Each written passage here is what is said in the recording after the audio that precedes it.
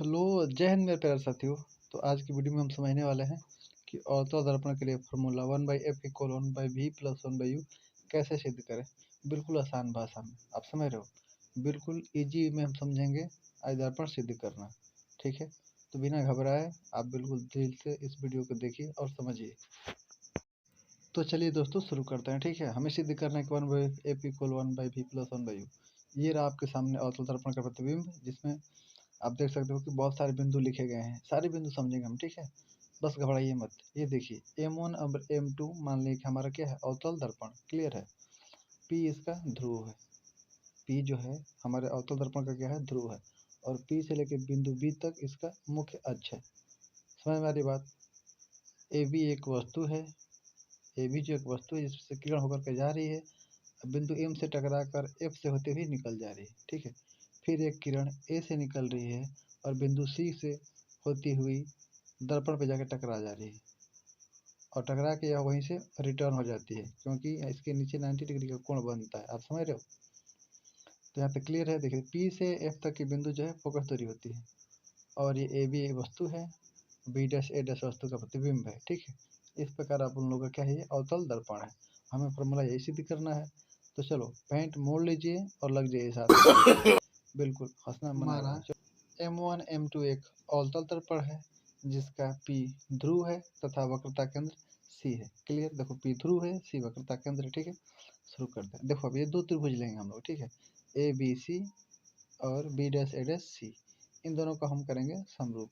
वैसे तो होता है, पर आपको मैं सिद्ध करके दिखा रहा हूँ। ठीक है, हम ये देखिए, जो दोनों त्रिभुज हम लेंगे तो इसमें कोण ABC जो होगा, कोण A', B', C के बराबर होगा, क्योंकि दोनों समकोण है। ये देखो यहाँ एंगल B और इस छोटे त्रिभुज में का B' वाला एंगल, B' का एंगल भी क्या है, राइट एंगल है, इसलिए दोनों कोण आपस में क्या हो गए, बराबर हो गए। फिर नीचे देखो जरा, एंगल ACB और B', ये भी आपस में क्या होंगे, बराबर होंगे, क्योंकि आप नाम के हिसाब से एंगल देखिए और इससे डमरू जैसा एंगल बन रहा है। ठीक है, जिसको बोलते हैं हम शीर्षाभिमुख कोण। तो दो कोण बराबर, बस अब क्या रहा मेरे भाई, दोनों त्रिभुज समरूप हो गए ना, एंगल की कसौटी से। अब बताओ जरा, तो जब त्रिभुज समरूप हैं तो क्या संगत भुजा अनुपात में नहीं होंगी, होंगी ना। अब होंगी तो लिख यार, चल लिखते हैं। AB के बेटे में A', B', देखो दोनों का लंब है AB बेटे A', B'। ठीक है, अब उसी प्रकार आधार भी अनुपात में होगा, इधर से BC और इधर से B', BC बेटे B', समीकरण 1 हो गया हमारा, लंब के अनुपात में और आधार के अनुपात में। ठीक है, अब ये दोनों हम त्रिभुज लेने वाले हैं। दिख रहा है आपको, जैसे उधर लिए थे वैसे इधर लेंगे। चलो ले लेते हैं यार, क्या जाता है अपना। चल लिखेंगे उसी प्रकार त्रिभुज B', AF तथा त्रिभुज MNF में B', A', और MNF में। ठीक है, चलो देखो उसी प्रकार ये भी समरूप है, तो मैंने एक में सिद्ध कर दिया, दूसरे में नहीं करने वाला। ठीक है, बस लिखेंगे समानुपाती भुजाएं MN बटे A', B', ये MN लंब, ये B', A' भी लंब, तो लंब बटे लंब हो गया। उधर FN बटे FB', देखो जरा फिगर में देखो, FN आधार, फिर FB' आधार। ठीक, आधार के बटे आधार, समीकरण 2 मान लेंगे हम। चलो मान लेते हैं। अब थोड़ा सा चेंजिंग होगा मेरे भाई, देखो AB मैच कर रहा है, तो AB जो होगा MN के बराबर होगा। नीचे का आधार A', B' बराबर है, तो AB इक्वल MN लिख सकते हैं ना, क्योंकि दोनों क्या है, लंब है। ठीक है, तो अब हम लोग थोड़ा सा चेंजिंग करेंगे कि MN के बदले AB लिख देंगे। देखो लिख दिए हैं, और बाकी चीज़ें सेम है। ठीक है, इसको हमने समीकरण 3 मान लिया, बस जस्ट हमने MN को AB में चेंज किया। अब समीकरण 1 और 3 से देखो, 1 में देखो AB बटे A', B' से कॉमन मिल गया, इसे छोड़ देते हैं, जो बचा हुआ है उसको लिखते हैं। तो बचे हुए भाग को हमने लिख दिया, BC बटे B', इक्वल FN बटे में FB'। ठीक है, अब देखो जरा, अब BC जो है और B', FN, F', इसको हम चेंज करने वाले हैं। ठीक है, BC को ध्यान से फिगर में देखिए, BC, ये BC है।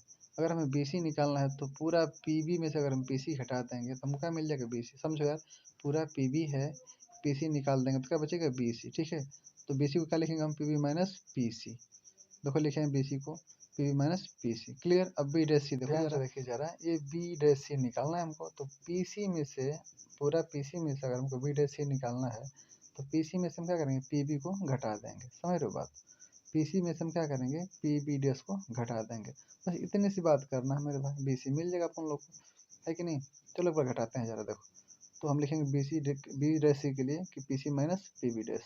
अब इधर एफ एन हो, एफ एन को मैंने क्या लिख दिया पी एफ, एफ एन बराबर पी एफ, क्योंकि देखो एन जो है ना बिल्कुल पी के पास में है, इसलिए जो दूरी एफ एन होगी उसी दूरी को हम एफ पी या पी एफ भी लिख सकते हैं, ठीक है।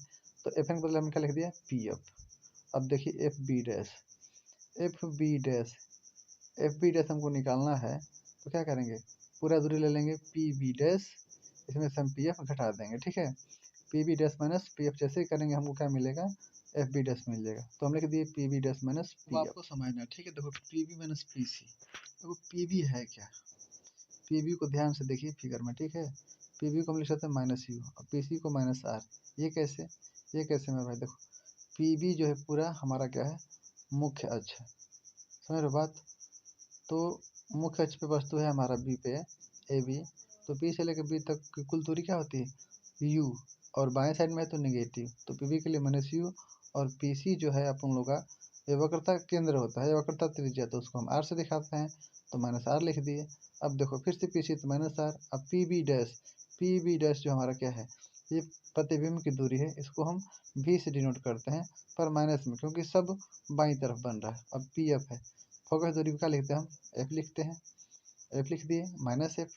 अब नीचे क्या है हमारे पास, देखो डॉट बना पड़ा, देखो तो नीचे क्या है P B dash minus P F, तो पी बी डैश क्या रहा पी बी डैश जो हमारा फिर से वस्तु की प्रतिबिंब की दूरी माइनस भी, और फोकस दूरी एफ ही हो गया ना, फोकस दूरी एफ है, तो इसको भी मैंने माइनस एफ में लिख दिया। इतना क्लियर, देख मेरे भाई इतना क्लियर है तो बचा ही क्या है, चलो अब इसको सॉल्व करते हैं। देखो ठीक है, इधर देखो ये माइनस माइनस आर जो प्लस में हो जाएगा, तो इसको हम क्या लिख देंगे आर माइनस यू, ठीक है। बटे में देखो माइनस माइनस प्लस भी हो जाएगा, और भी माइनस आर लिख दिए, कोई दिक्कत नहीं। माइनस एफ का वैसे ही देखो minus minus F plus F हो जाएगा, और माइनस बी दिख रहा है आपको। क्रॉस कर लेते हैं, तो देखो क्रॉस कर लें, आर को लिखते हैं टू एफ, क्योंकि देखो आर इक्वल होता है या F equal R by two, तो अगर हम आर निकालेंगे तो हो जाएगा टू एफ के बराबर, तो जहाँ जहाँ आर दिखेगा हम क्या रख देंगे टू एफ, आर के बदले टू एफ, यू वैसे ही भी वैसे ही, आर के बदले फिर से टू एफ, माइनस एफ वैसे ही, एफ वैसे ही, तो देखो दोस्तों गुणा करते हैं एफ में टू एफ का टू एफ स्क्वायर, एफ में माइनस यू का माइनस यू एफ।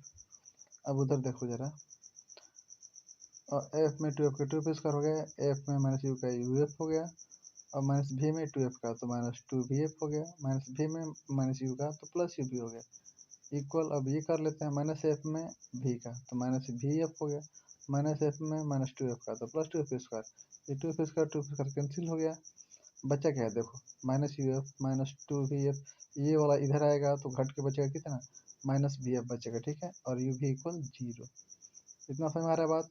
आगे देखो जरा, यू भी को इधर ही छोड़ देंगे, बाकी दोनों को इस साइड भेज देंगे, तो यू एफ भी हो जाएगा प्लस में, और भी एफ भी हो जाएगा प्लस में, ठीक है।